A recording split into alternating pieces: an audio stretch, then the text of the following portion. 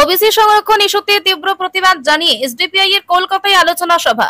রাজ্যে ওবিসি সংরক্ষণের জটিলতা ও তার সমাধানের দাবিতে এক গুরুত্বপূর্ণ আলোচনা সভার আয়োজন করল এসডিপিআই। এই সভাটি অনুষ্ঠিত হয় কলকাতার একাডেমি অফ ফাইন আর্টসে, যেখানে দলের শীর্ষ নেতৃত্ব সহ বিভিন্ন রাজনৈতিক ও সামাজিক সংগঠনের প্রতিনিধিরা অংশগ্রহণ করেন। এদিন সভায় উপস্থিত ছিলেন এসডিপিআই রাজ্য সভাপতি হাকিকুল ইসলাম, জাতীয় সম্পাদিকা রুনা লায়লা, রাজ্য সহ সভাপতি তায়েদুল ইসলাম ও স্বপন কুমার বিশ্বাস, সাধারণ সম্পাদক ডক্টর কামাল বাসিরুজ্জামান, সাংগঠনিক সাধারণ সম্পাদক সুমন মণ্ডল, সম্পাদক মাসুদুল ইসলাম, রাজ্য কমিটির সদস্য মোহাম্মদ আসাদুল্লাহ সহ বিভিন্ন দলের দায়িত্বশীল নেতা ও সংগঠনের প্রতিনিধিরা। সভায় বক্তারা একে একে হাইকোর্টের ভূমিকা তীব্র সমালোচনা করেন। তারা অভিযোগ করেন, ওবিসি সংরক্ষণ বাতিল করে হাইকোর্ট সংবিধান বিরোধী সিদ্ধান্ত নিয়েছে এবং সংখ্যালঘু পিছিয়ে পড়া সম্প্রদায়গুলোর উপর অন্যায় চাপিয়ে দিচ্ছে। এই সিদ্ধান্তকে দল চরম অমানবিক এবং রাজনৈতিক উদ্দেশ্য প্রণোদিত বলে ব্যাখ্যা করে। বক্তারা স্পষ্ট ভাষায় জানান, হাইকোর্ট যদি এই সিদ্ধান্ত প্রত্যাহার না করে তাহলে রাজ্য জুড়ে গণ আন্দোলনের পথে হাঁটবে এসডিপিআই। এই সভা থেকে হাইকোর্টের উদ্দেশ্যে করা বার্তা দিয়ে বলা হয়, সংবিধান মেনে ওবিসি শ্রেণীর সংরক্ষণ অব্যাহত রাখতে হবে এবং সংখ্যালঘু ও অনগ্রসর সম্প্রদায়ের অধিকারকে রক্ষা করতে হবে। সভা শেষে জানানো হয়, আগামী দিনে রাজ্য জুড়ে বিভিন্ন জেলায় জনমত গঠনের জন্য সভা সমাবেশ, মিছিল ও ডেপুটেশন দেওয়া হবে। ওবিসি সমস্যা নিয়ে পশ্চিমবঙ্গে একটা জটিল পরিস্থিতির সৃষ্টি হয়েছে। আমরা জানি যে 2024 সালের 22শে মে কলকাতা হাইকোর্ট ওবিসি সার্টিফিকেটকে বাতিল করেছে। তারপর সুপ্রিম কোর্টে স্টে অর্ডার চাওয়া হলেও সুপ্রিম কোর্টে স্টে অর্ডার হয়নি।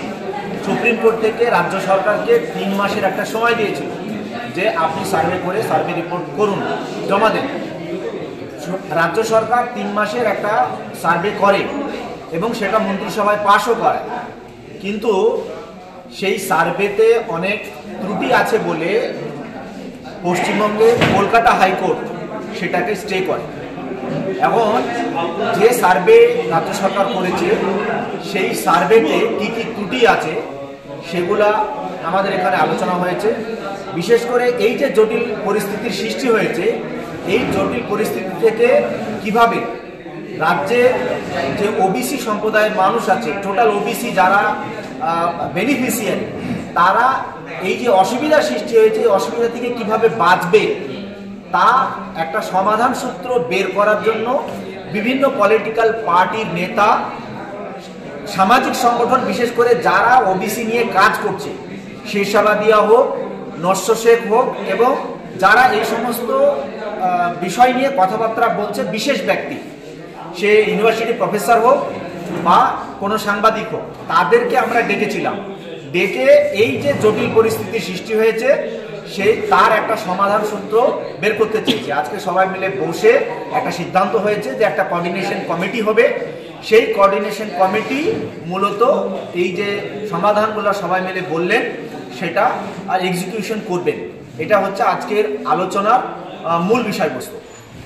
আপনার পরিচয়?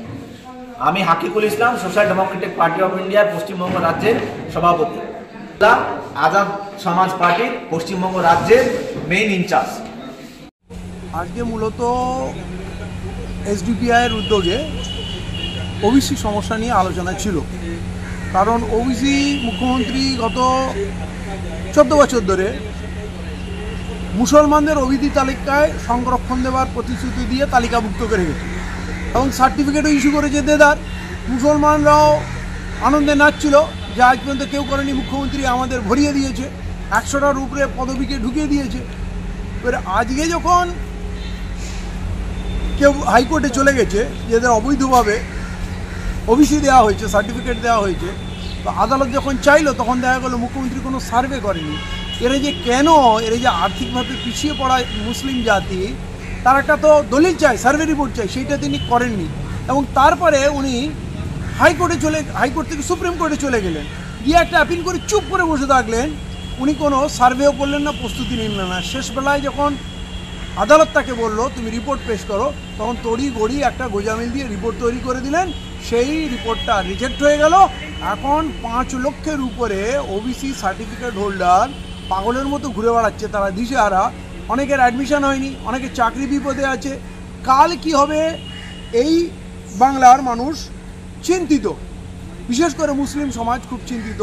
তাহলে এর সমস্যার সমাধান কি হবে, সরকারের কতটা গাফিলতি আছে, সরকারের কতটা ভুল ত্রুটি আছে, আইনে কোথায় ফাঁকফোকর আছে, সেইটা পর্যালোচনা করা হলো, যাতে এর উপরে গুরুত্ব দিয়ে আইনি কার্যক্রমগুলো করা যায়।